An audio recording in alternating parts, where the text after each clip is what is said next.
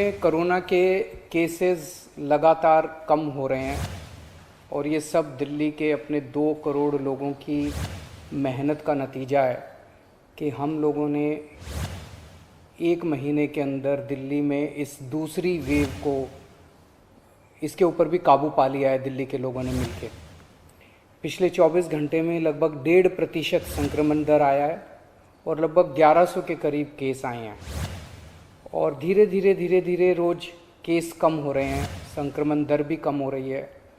अस्पतालों के अंदर अब बेड मिलने में किसी तरह की कोई दिक्कत नहीं है।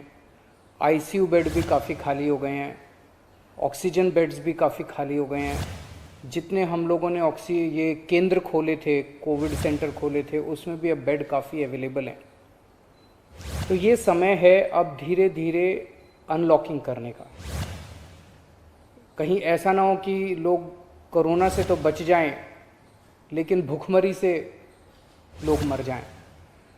तो अपने को बैलेंस बना के चलना है कि एक तरफ कोरोना को भी कंट्रोल करना है और एक तरफ आर्थिक गतिविधियों को, इकोनॉमिक एक्टिविटीज़ को भी साथ साथ कोशिश करनी है, जहाँ जहाँ जितना बन सके उतना अलाउ किया जाए।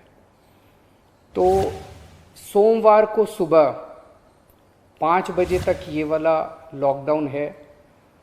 आज एलजी साहब की अध्यक्षता में डीडीएमए की मीटिंग हुई, दिल्ली डिज़ास्टर मैनेजमेंट अथॉरिटी की, और उसमें कुछ निर्णय लिए गए हैं लॉकडाउन खोलने के लिए।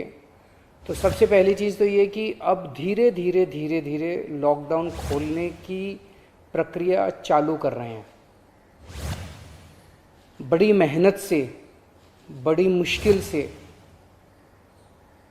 कोरोना काबू में आया है अभी, लेकिन पूरी लड़ाई जीती नहीं है।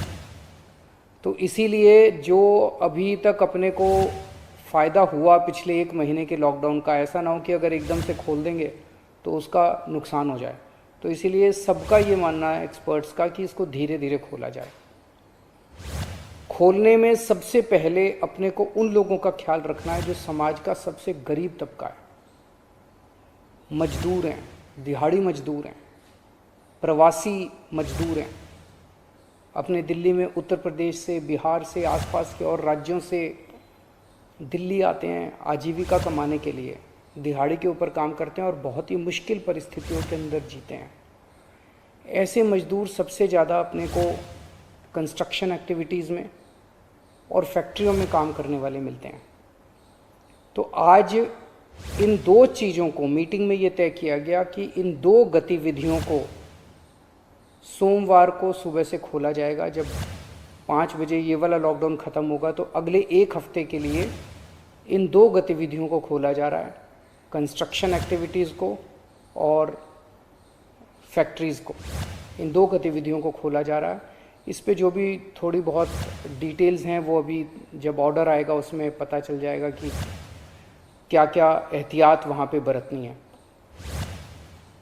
अब हफ्ता दर हफ्ता हम जनता के सुझावों के आधार के ऊपर और एक्सपर्ट्स की ओपिनियन के आधार पर इसी तरह से धीरे धीरे लॉकडाउन खोलने की प्रक्रिया जारी रखेंगे, बशर्ते कोरोना फिर से बढ़ने ना लगे। अगर बीच में ऐसा लगता है कि कोरोना बढ़ने लग गया तो फिर हमें एक्टिविटीज़ खोलने की प्रक्रिया को भी रोकना पड़ेगा।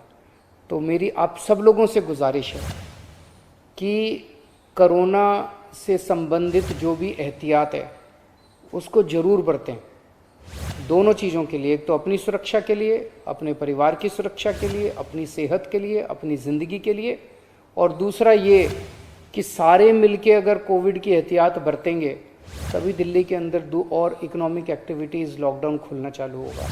अगर कोरोना फिर से बढ़ने लग गया, हमारे पास कोई चारा नहीं बचेगा फिर से लॉकडाउन लगाने के लिए। हम नहीं चाहते लॉकडाउन लगाना, हम लॉकडाउन के पक्ष में बिल्कुल नहीं हैं और आप भी नहीं चाहते। लॉकडाउन कोई अच्छी चीज़ नहीं है, मजबूरी में लगाना पड़ता है। और एक चीज़ कि जब तक ज़रूरत नहीं पड़े घर से बाहर ना निकलें। ज़रूरत बहुत ज़रूरी हो तभी घर से बाहर निकलें, ज़रूरत ना पड़े तो घर से बाहर ना निकलें। ये समय बहुत ही नाजुक समय है, हम सबको बड़ी जिम्मेदारी के साथ आचरण करना है ताकि हम सब मिलके अपनी दिल्ली को बचा सकें, अपने देश को बचा सकें। जनहित से जुड़ी चुनिंदा खबरों को जानने के लिए सब्सक्राइब करें शिवना न्यूज को और बेल आइकन को दबाना ना भूलें। वीडियो पसंद आने पर लाइक, शेयर और कमेंट करना ना भूलें।